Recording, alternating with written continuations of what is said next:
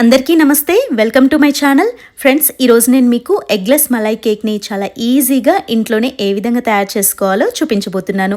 ఈ ఎగ్లెస్ మలై కేక్ని చిన్న పిల్లల నుంచి పెద్దవాళ్ళ వరకు అందరూ ఎంతో ఇష్టంగా తింటారు.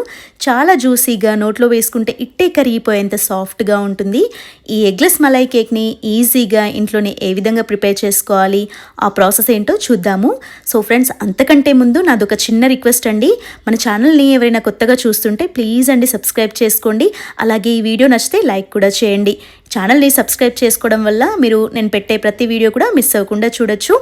ఈ ఎగ్లెస్ మలై కేక్ని ఈజీగా ఏ విధంగా తయారు చేసుకోవాలి, ఆ సింపుల్ ప్రాసెస్ ఏంటో ఇప్పుడు చూసేద్దాము. ముందుగా ఒక గిన్నె తీసుకోండి. ఇందులోకి అరకప్పు పెరుగు వేసుకోవాలి. పెరుగు కొంచెం ఫ్రెష్గా ఉన్నది తీసుకోండి, బాగుంటుంది. ఇక నేను మెజరింగ్ కప్ ఏమి వాడట్లేదు, మీరు ఇంట్లో ఉన్న ఏ కప్తో అయినా కొలుచుకోవచ్చు. అన్నీ కూడా ఒకే కప్తో తీసుకున్నట్లయితే కేక్ అనేది పర్ఫెక్ట్గా వస్తుంది. ఇప్పుడు అరకప్పు పెరుగు వేసుకున్నాం కదా, సేమ్ అదే కప్పుతోని అరకప్పు చక్కెర కూడా వేసుకోండి. ఒక విస్కర్ కానీ లేకపోతే ఏదైనా గరిటె తీసుకొని ఈ విధంగా కంటిన్యూస్గా చక్కెర అంతా కూడా కరిగిపోయేంతగా బాగా కలుపుకుంటూ ఉండాలి. ఇక్కడ చూడండి, పెరుగు అలాగే చక్కెర అంతా కూడా కలిసిపోయి కొంచెం క్రీమీగా రావాలి. ఇలా వచ్చేంత వరకు కూడా కలుపుకోండి. ఇలా కలుపుకున్నాం కదా, ఇప్పుడు ఇందులోకి పావు కప్పు నూనె వేసుకోవాలి. ఇక్కడ ఫ్లేవర్లెస్ ఆయిల్ వేసుకోవాలి. నేనైతే సన్ఫ్లవర్ ఆయిల్ వేస్తున్నాను. మీరు కావాలంటే బటర్ కానీ నెయ్యి కానీ వాడుకోవచ్చు. బట్ పల్లి నూనె అలాంటివి ఫ్లేవర్ ఉన్న ఆయిల్ మాత్రం అస్సలు వాడకండి. ఇలా నూనె వేసుకున్న తర్వాత మళ్ళీ ఒకసారి బాగా కలిసేటట్టు కలుపుకోవాలి. నూనె, పెరుగు అలాగే చక్కెర ఇదంతా కూడా చక్కగా కలిసిపోవాలి. ఇలా కలుపుకున్నాం కదా, ఇప్పుడు ఇందులోకి ఒక కప్పు కాచి చల్లార్చిన పాలు పోసుకోవాలి. మీరు కావాలంటే పచ్చి పాలైనా తీసుకోవచ్చు, కాచి చల్లార్చినవైనా కూడా తీసుకోవచ్చు.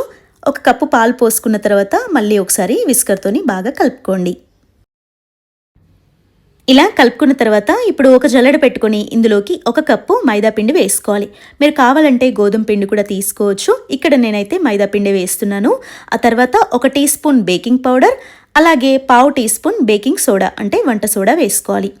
ఇలా ఇవన్నీ వేసిన తర్వాత బాగా జల్లించుకోండి. ఇలా జల్లించుకున్న తర్వాత ఇందులోకి పావు కప్పు బొంబాయి రవ్వ అంటే ఉప్మా రవ్వ వేసుకోవాలి. రవ్వ వేసుకున్న తర్వాత ఒక విస్కర్ తీసుకొని ఇలా ఒకే డైరెక్షన్లో రౌండ్గా కానీ లేకపోతే కట్ అండ్ ఫోల్డ్ మెథడ్లో కానీ బ్యాటర్ని కలుపుకోవాలి. సో మనం ఒకే డైరెక్షన్లో పిండిని కలుపుకుంటే కేక్ అనేది చక్కగా పొంగుతుంది. కొంతమంది కేక్ చేస్తున్నప్పుడు పొంగట్లేదు అంటారు. దానికి రీజన్ వచ్చేసి మనం కేక్ బ్యాటర్ని కలుపుకోవడంలోనే ఉంటుంది. ఇలా ఒకే డైరెక్షన్లో ఉండలేవి లేకుండా చాలా సాఫ్ట్గా పిండిని కలుపుకోవాలి. మీకు ఈ పిండి కొంచెం గట్టిగా అనిపిస్తే మరికొన్ని పాలు వేసుకొని కలుపుకోండి. ఇక్కడైతే నాకు కన్సిస్టెన్సీ పర్ఫెక్ట్గానే ఉంది. ఇప్పుడు కేక్ని బేక్ చేసుకోవడానికి ఇక్కడ నేను non stick fry pan use చేస్తున్నాను. దీనికి కొంచెం ఆయిల్ అప్లై చేసుకోండి. మీ దగ్గర నాన్ స్టిక్ ఫ్రై ప్యాన్ లేకపోయినట్లయితే అల్యూమినియం ప్యాన్ కానీ లేకపోతే స్టీల్ది యూజ్ చేయాలి అనుకుంటే మాత్రం తప్పకుండా అడుగున బటర్ పేపర్ మాత్రం వేసుకోండి. అల్యూమినియం వాడినా స్టీల్ వాడినా మీరు పక్కా ఒక బటర్ పేపర్ అయితే యూజ్ చేయండి. ఇప్పుడు కలిపెట్టుకున్న బ్యాటర్ అంతా కూడా ఈ ప్యాన్లోకి వేసేసుకోవాలి. ఇప్పుడు కేక్ని మనం బేక్ చేసుకుందాము. స్టవ్ ఆన్ చేసుకొని దీనిపైన ఒక పెనం పెట్టుకోండి. పెనం పెట్టిన తర్వాత దీనిపైన ఫ్రై ప్యాన్ పెట్టండి. ఆ తర్వాత దీన్ని మూతతో క్లోజ్ చేసేసుకోవాలి. మూతకి హోల్ ఉన్నట్లయితే పేపర్తోని క్లోజ్ చేసేయండి. ఇప్పుడు మంటని మీడియం ఫ్లేమ్లో ఉంచి 15 నిమిషాల పాటు బేక్ చేసుకోవాలి. హై ఫ్లేమ్లో ఉంచితే కేక్ అడుగు భాగం మొత్తం మాడిపోతుంది. కాబట్టి మీడియం ఫ్లేమ్లో 15 నిమిషాల పాటు బేక్ చేసుకుంటే సరిపోతుంది. ఒక్కొక్కసారి టైం కొంచెం ఎక్కువ కూడా పట్టొచ్చు, కొంచెం చూసుకోండి. 15 నిమిషాల తర్వాత మూత తీసి మీకు చూపిస్తున్నాను చూడండి. ఒక ఫోర్క్ తీసుకొని ఇలా మిడిల్లో గుచ్చినట్లయితే ఏం అంటుకోకుండా క్లీన్గా వచ్చింది అంటే మనకు కేక్ పర్ఫెక్ట్గా బేక్ అయిపోయినట్టు. మీకు అడుగు భాగంలో చూపిస్తున్నాను చూడండి, కేక్ చక్కగా మంచి కలర్లోకి వచ్చేసింది. ఇప్పుడు స్టవ్ ఆఫ్ చేసుకొని దీన్ని కిందకి దించేసేయండి. ఇది కొంచెం చల్లారాలి. సో ఈ కేక్ని మనం ఒక ప్లేట్లోకి ఈ విధంగా రివర్స్ చేసుకుందాము. రివర్స్ చేసుకున్న తర్వాత దీనిపైన మళ్ళీ ప్యాన్ బోర్లించేసి మళ్ళీ రివర్స్ చేసేయండి. సో ఈ విధంగా చేసేసుకున్న తర్వాత దీన్ని కాస్త చల్లారనివ్వండి. ఇంతలోపు మనం మలైని ప్రిపేర్ చేసుకుందాము. ఇప్పుడు స్టవ్ పైన వేరొక ప్యాన్ పెట్టుకొని ఇందులోకి 2 టేబుల్ స్పూన్ల కండెన్స్డ్ మిల్క్, దీన్నే మిల్క్ మేడ్ అని కూడా అంటారు, ఇది 2 టేబుల్ స్పూన్లు వేసుకోండి. మీ దగ్గర కండెన్స్డ్ మిల్క్ లేకపోయినట్లయితే పావు కప్పు పాలలో 2 టేబుల్ స్పూన్ల చక్కెర అలాగే 1 టేబుల్ స్పూన్ కస్టర్డ్ పౌడర్ వేసుకొని కూడా ఈ విధంగా తయారు చేసుకోవచ్చు. ఇలా మిల్క్ మేడ్ వేసుకున్న తర్వాత దీన్ని కాసేపు ఫ్రై చేసేసుకోండి. ఇలా కొంచెం ఫ్రై అయిన తర్వాత ఇందులోకి అరకప్పు పాలు పోసుకోవాలి.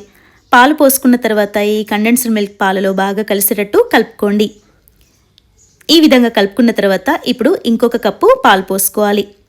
మొత్తం మనం ఇక్కడ 1.5 కప్పుల పాలు యూజ్ చేసామండి. ఈ పాలని ఒక పొంగొచ్చే వరకు మరిగించుకోవాలి. ఈ పాలు కొంచెం వేడెక్కిన తర్వాత ఇందులోకి 1/2 టీ స్పూన్ యాలకుల పొడి, అలాగే చిటికెడంతా ఎల్లో ఫుడ్ కలర్ని యాడ్ చేస్తున్నాను. మీకు నచ్చకపోతే ఫుడ్ కలర్ని స్కిప్ చేసేయచ్చు. ఈ విధంగా ఫుడ్ కలర్ అలాగే యాలకుల పొడి వేసిన తర్వాత బాగా కలుపుకోండి. పాలు ఒక పొంగొచ్చే వరకు ఈ విధంగా మరిగించుకోవాలి. ఇలా మరిగితే సరిపోతుంది. ఇప్పుడు స్టవ్ ఆఫ్ చేసుకొని ఈ పాలని మనం ఇంతకు ముందే తయారు చేసి పెట్టుకున్న కేక్లోకి మొత్తం వేసేసుకోండి.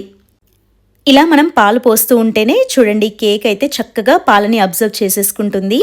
ఇలా మనం పాలు పోసుకున్న తర్వాత ఒక 15 నిమిషాల పాటు కేక్ని అలా వదిలేయండి.